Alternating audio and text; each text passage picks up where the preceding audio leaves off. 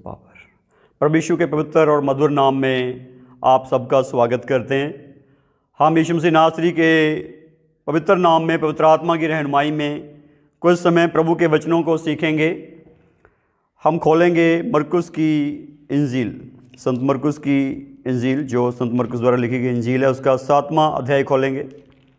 7वां अध्याय, मरकुस 7 अध्याय, उसके 24 वचन से 30 वचन तक हम परमेश्वर के वचन को पढ़ेंगे। यहाँ पर जो बात है, एक कंट्रोवर्शियल बात है। इस बात के ऊपर बहुत सी बहस है, इस बात के ऊपर बहुत सी बातें हो रही हैं, और जिस बात को नहीं समझते हैं वो तरह तरह के विचार रखते हैं इस विषय में। मगर हम इसको पढ़ेंगे और कुछ समय सीखेंगे। फिर वह वहाँ से उठकर शूर और सैदा के देशों में आया और एक घर में गया और चाहता था कि कोई ना जाने, परंतु वह छिप ना सका। और तुरंत एक स्त्री जिसकी छोटी बेटी में अशुद्ध आत्मा थी, उसकी चर्चा सुनकर आई और उसके पाँव पर गिर पड़ी। जय यूनानी सुरफीनी की जाति की थी, और उसने उससे विनती की कि मेरी बेटी में से दुष्ट आत्मा निकाल दे। उसने उससे कहा, पहले लड़कों को तो तृप्त होने दे, क्योंकि लड़कों की रोटी लेकर कुत्तों के आगे डालनी उचित नहीं है। उसने उसको उत्तर दिया कि सच है प्रभु, तो भी कुत्ते भी तो मेज के नीचे बालकों की रोटी का चूर चार खा लेते हैं। उसने उससे कहा, इस बात के कारण चली जा, दुष्ट आत्मा तेरी बेटी में से निकल गई है। और उसने अपने घर आकर देखा कि लड़की खाट पर पड़ी है और दुष्ट आत्मा निकल गई है। प्रभु की स्तुति हो। यहाँ पर हम देखते हैं कि प्रभु यीशु मसीह सूर और सैदा देश में गए हैं, पराई कौमों के एक देश में गए हैं, पराई कौम के एक एरिया में गए हैं, जहाँ पर प्रभु के पास ये एक औरत आई है जो कि पराई कौम की औरत है। पराई कौम का मतलब है वो यहूदी नहीं है, वो यहूदी नहीं है। जब वो यहूदी नहीं है, वो प्रभु के पास आई है और प्रभु के सामने विनती करती है, प्रभु के पाँव पर गिरी है और कहती है कि मेरी बेटी को आप आज़ाद कर दीजिए, क्योंकि उसे एक दुष्ट आत्मा ने पकड़ा हुआ है। मगर यीशु ने कहा पहले तुम लड़कों को तृप्त होने दो, क्योंकि लड़कों की रोटी लेकर कुत्तों के आगे डालनी उचित नहीं है। ये बात कंट्रोवर्शियल है। बहुत से इस पर किंतु करते हैं कि यीशु ने लोगों को कुत्ते कहा है। बहुत समय पहले एक किताब में एक आर्टिकल आया और उसमें ये बात कही गई, साफ तौर पर लिखा गया कि यीशु को लोग कुत्ते दिखाई देते हैं। विरोध करने के लिए कुछ भी बोल दो, क्योंकि विरोध तो विरोध है ना, क्रिटिसिज्म फॉर क्रिटिसिज्म है। वो देखना है कि ये हमारा विरोधी है, हमने इसका विरोध करना है, चाहे वो लाख दर्जे अच्छा हो, उसका विरोध करना है, समझना नहीं है। बात यह है, जो बाइबल का जो कॉन्सेप्ट है, पवित्र आत्मा ही सिखाता है, पवित्र आत्मा से ही ये लिखा गया है, पवित्र आत्मा ही ये सिखाता है। हम इस बात पर थोड़ा समय बात करेंगे। कुत्ता और पुत्र। आज इस ज़माने में बहुत से लोग कुत्ते को ईमानदार घोषित करने में लगे हुए हैं।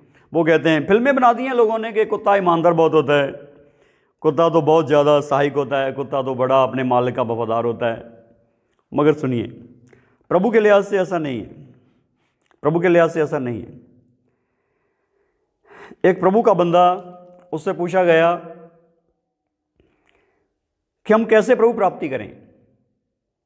तो उसने कहा, कुत्ते की आंखों से मत देखना, शेर की आंखों से देखना। कुत्ते की आंखों से मत देखना, शेर की आंखों से देखना। तो जब उसने ये कहा, वो ये बोलकर शांत हो गए। सुनने वाले सोचते हैं आगे इसकी व्याख्या क्या है, क्या मतलब क्या है इसका। उसने बात क्लियर की कि जो कुत्ता होता है ना, कुत्ते को तुम बटा मारोगे, पत्थर मारोगे, कुत्ते के तुम लाठी मारोगे, लठ मारोगे, कोई भी चीज़ उसको मारोगे, वो तुम्हें छोड़कर उस चीज़ के पीछे भागेगा। अब करके देख लेना जी, अब करके देख लेना। कुत्ते के आप कुछ भी मारोगे ऐसे, वो आपको छोड़ देगा, उस चीज़ के पीछे भाग जाएगा ऐसे।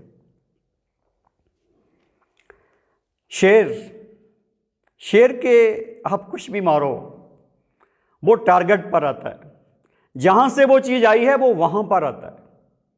इसलिए शेर को गोली मारने वाले लोग, शिकारी जो हैं, जहां तो बहुत ऊंचाई पर चढ़कर उसे गोली मारते हैं, जहां गोली मारने के बाद अपना स्थान छोड़ देते हैं, क्योंकि शेर ने वहां आना है। उसे तो वो चाहिए जिसने उस पर हमला किया है। कहने का अर्थ यह है कि शेर स्रोत को देखता है। शेर जो है स्रोत को देखता है, स्रोत को, कहां से वो आया है। और कुत्ता जो है वो स्रोत से निकली हुई चीजों को देखता है। यही फर्क है, और फर्क बड़ा अहम है। समझने समझाने की ज्यादा बात नहीं है, सच्चाई है, तर्क है, क्लियर बात है, क्लियर बात है। कितने कुत्ते हैं आज यहां पर, उनकी अखबारों में न्यूज आती है, टीवी पर न्यूज आती है, सोशल मीडिया पर न्यूज आती है उनकी, कि कुत्तों को मालिक ने पाला, उनको बड़ी बढ़िया खुराक दी, बढ़िया बिस्तर दिया, बढ़िया स्नान दिए, बढ़िया एनवायरनमेंट दिया, मगर एक समय आया जब उस कुत्ते ने मालिक को ही खा लिया, मालिक के बच्चे को खा लिया, मालिक के पशु को खा लिया, मालिक के दूसरे जानवरों को खा लिया।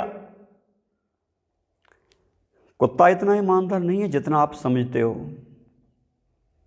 और प्रभु के लिहाज से तो बिल्कुल ईमानदार नहीं है।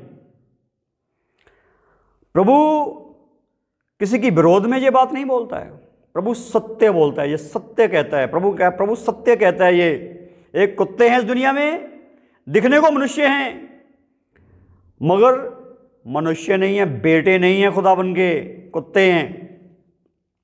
कुत्ते का अर्थ क्या है? अपने ईश्वर को छोड़कर, अपने परमेश्वर को छोड़कर जो इधर उधर मुंह मारते हैं, इधर उधर मुंह मारते हैं, वो कुत्ते हैं। ये बात किसी को बुरी लगे या ना लगे, ये अलग बात है, मगर इस बात को ठीक तर्क के आधार पर समझ लीजिए। परमेश्वर एक है, खुदा एक है, उसे छोड़कर अगर कोई इधर उधर मुंह मारेगा, इधर उधर भागेगा, तो प्रभु के लिहाज से वो कुत्ता है। बड़ा साफ वचन है प्रभु का। प्रभु की शिक्षा पहली यही है कि तेरे लिए एक ही ईश्वर है, एक ही परमेश्वर है, वो यहोवा परमेश्वर। तूने उसे छोड़ किसी को ईश्वर नहीं मानना है। हम बाइबल को मानते हैं, बाइबल की शिक्षा हमें यही बताती है, परमेश्वर की शिक्षा हमें यही बताती है। हम इस किसी और को परमेश्वर नहीं मान सकते हैं। और जो मानते हैं उनकी कैटेगरी पुत्रों की नहीं है, उनकी कैटेगरी कुत्तों की है। यह बड़ी क्लियर बात है। एक परमेश्वर को छोड़कर जो अलग अलग जगह टेस्ट देखते हैं वो इसी कैटेगरी में आते हैं।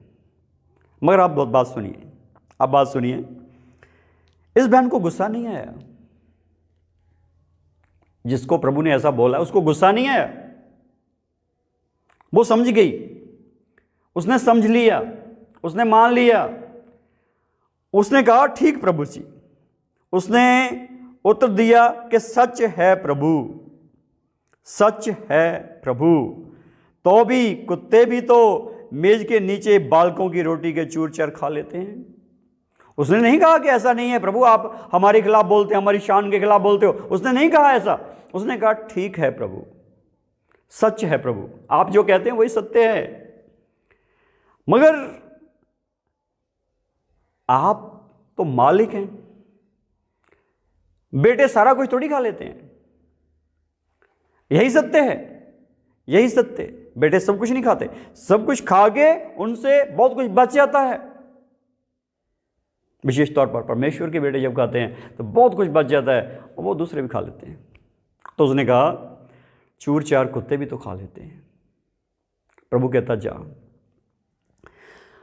उसने उससे कहा, इस बात के कारण चली जा, दुष्ट आत्मा तेरी बेटी से निकल गई है।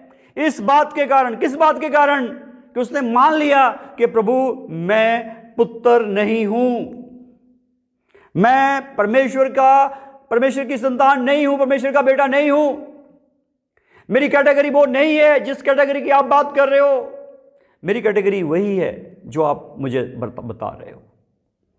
अगर एक व्यक्ति अपनी कैटेगरी को ठीक मान ले, उसकी कैटेगरी यीशु के नाम से ठीक हो सकती है।